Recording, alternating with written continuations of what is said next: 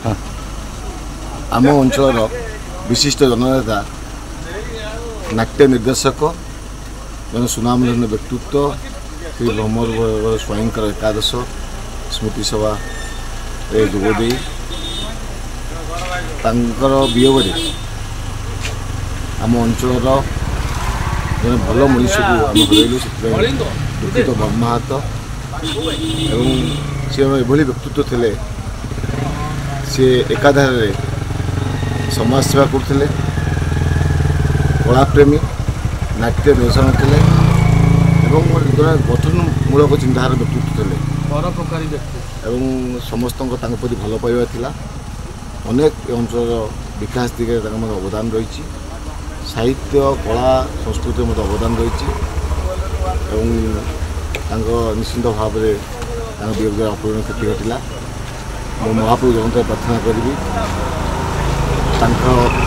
आत्मार सद्गति कामना सहित महाप्रभु परिवार शक्ति सहायक हूँ दुख शुणे एकाधार अनेक गुणर अधिकारी सी थे गुरु हिसाब से सार हिसाब से परिचित थे समाज सेवा राजनीति श्रमिक नेता सांगठनिक नेता एवं आध्यात्मिक गुरु कहला वियोग निश्चित भाव में आम अंचल टांगी ब्लॉक अंचल समस्त व्यक्ति विशेष अनेक क्षति एवं मु व्यक्तिगत भाव ये अधिका दुख प्रकाश करुच्ची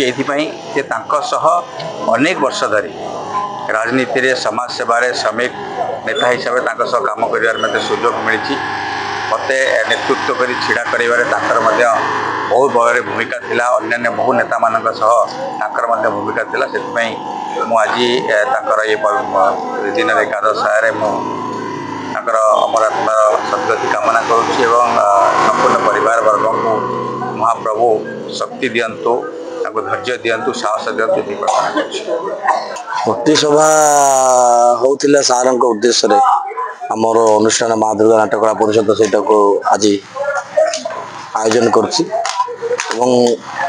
सार स्मृति आम खाली स्मृति सभा करूँ गोटे पत्रिका भी उन्मोचन करूँ सार विषय में अनेक लेखा से बड़ बड़ लोक मैंने सब देते विशिष्ट व्यक्ति मान सब देते सहित सारंकर मिसेस को आम गोटे आम अनुष्ठान तरफ मानपत्र भी देचु कला कौस्तुभ तेणु ये जो स्मृति सभा होता तो गोटे पारंपरिक जिनस किंतु जो अपूरणीय क्षति आम अनुष्ठान एवं व्यक्तिगत जीवन में से जिनसर के पूरण हो पार ना आम मैंने समस्त मर्माहत आम गुरु को हर तेणु ठाकुर को प्रार्थना करुच्ची आम सार जो भी था जमी भी था भले था दिवंगत आत्मा शांति से महान गुरु केवल टांगी चौधरी ब्लॉक नुहे कटक एवं ऑल ओवर ओडिशा कहले अत्युक्ति हे ना कहीं जो पारदर्शिता नाट्य क्षेत्र में तथा आध्यात्मिक ज्ञान क्षेत्र में कारण गहन दल सी थे पूर्ण सहायक और साहाय्यकारी समय समय जन राजनीतिज्ञ विशिष्ट राजनीतिज्ञ और समाजसेवी कांग्रेस दल में अद्यावधि से पड़ी रही थे किए कौन चेंज होती से केवल चेंज नथिले विज्ञ द्रष्टा सारस्वत सृष्टि साधक हिसाब से ज्ञानकारिका को परिप्रकाश करना बहुत कष्टकर केते वर्ष धरी आप गुरु सहित कार्य करते मु सार सहित 30 वर्ष धरी कार्य करी सार मो नाटक जजमेंट दी जगह जजमेंट कर फास्ट प्राइज जानी सार जजमेंट निखुण जजमेंट नाट्य जगत सार अभिनेता कौ टाइप भाई अपरा जगत अप्रतिद्वंदी निर्देशक से निर्देशक अपरा जगत फिल्म जगत स्थानित पाई उचित था से दुख रहा कलाकार तैयारी मेसीन 100% कलाकार अनेक कलाकार से उतार अनेक जगार नाट्य जज रूपे विचारक रूपे रही अनेक नाट्य मागणा आगामी 50 वर्ष पर बल्ली भाई लोक मैंने झुरुवे छात्र मैंने झुरुवे पिला माने झुरुवे अनुष्ठान झुरुव और बल्ली भाई निश्चित आम पाखे आगामी 100 वर्ष अमर हो रे निश्चित लोक मैंने मन पकाउे भल मनीष हिसाब से भल नेता हिसाब से ଭଲ ନାଟ୍ୟ ନିର୍ଦ୍ଦେଶକ ହିସାବରେ ଆମେମାନେ ମଧ୍ୟ ନିଶ୍ଚିତ ସବୁଦିନ ପାଇଁ ମନେ ରଖିଛୁ। ମୋର ଗୋଟେ ସ୍ୱଳ୍ପ ସମୟର ସମ୍ପର୍କ। ମୁଁ ଯେତିକି ବଲି ସାର୍ଙ୍କୁ ଜାଣିଛି ସେ ଜଣେ ବହୁତ ଭଲ ମଣିଷ, ମେଳାପୀ ମଣିଷ, ଭଲ ମଣିଷ। ଆପଣ ଯାହା ବି କୁହନ୍ତୁ ସବୁଠୁ ଭଲ ମଣିଷ, ଭଲ ନାଟ୍ୟ ନିର୍ଦ୍ଦେଶକ।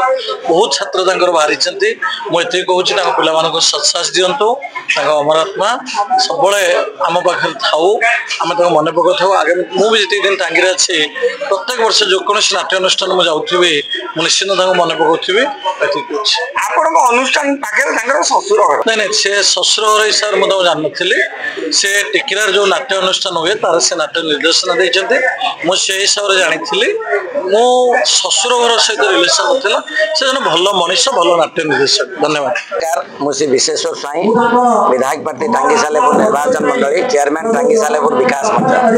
କ'ଣ କହିବେ ଆଜି ଯୋଗ ଦେଇଛନ୍ତି? କ'ଣ ଆଜି ବ୍ରହ୍ମଣବର ସ୍ୱାଇଁ ବଲି ଦାଦାଙ୍କର ଏହି ସ୍ମୃତି ସଭାର ଆଜି ଏକାଦଶରେ ମୁଁ ଯୋଗଦାନ କରି ଆଜି ନିଜକୁ ମୁଁ ଧନ୍ୟ ମନେ କରୁଛି।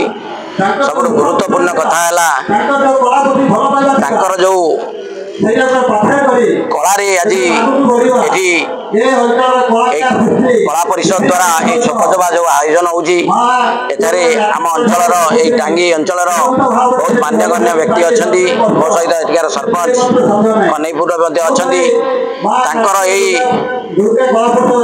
ଦୁର୍ଗା କଳା ପରିଷଦର ପିଲାମାନେ ଆଜି ଯେଉଁ এই ଶୋକସଭା ଆୟୋଜନ କରିଛନ୍ତି ତାହା ଏଠି ହଜାର ହଜାର ଲୋକ ତାକୁ ଦେଖୁଛନ୍ତି। ସବୁଠୁ ଗୁରୁତ୍ୱପୂର୍ଣ୍ଣ କଥା ହେଲା ସେ ଜଣେ ମିଷ୍ଟଭାଷୀ ଏବଂ ପରୋପକାରୀ ଲୋକ ଥିଲେ। ସବୁଠୁ ଗୋଟିଏ କଥା ହେଲା ମୁଁ ଭଗବାନଙ୍କ ପାଖରେ ନିବେଦନ କରୁଛି, ଭଗବାନ ସମସ୍ତଙ୍କୁ ନେଇଯାଅ, ଏ ଦୁନିଆରୁ କଳାକାରକୁ ନିଅନ୍ତୁନି। କାରଣ କଳାକାର ଗୋଟିଏ ବଞ୍ଚିଥିଲେ ହଜାର କଳାକାର ତିଆରି କରିବ। ତାର ଉଦାହରଣ ହେଲେ ବ୍ରହ୍ମଣବର ସ୍ୱାଇଁ ବଲି ଦାଦା। এই କନେଇପୁର ପଞ୍ଚାୟତ এই ଭଗତପୁର ଆଜି ଧନ୍ୟ ହୋଇଯାଇଛି ତାଙ୍କୁ ପାଇକିନି।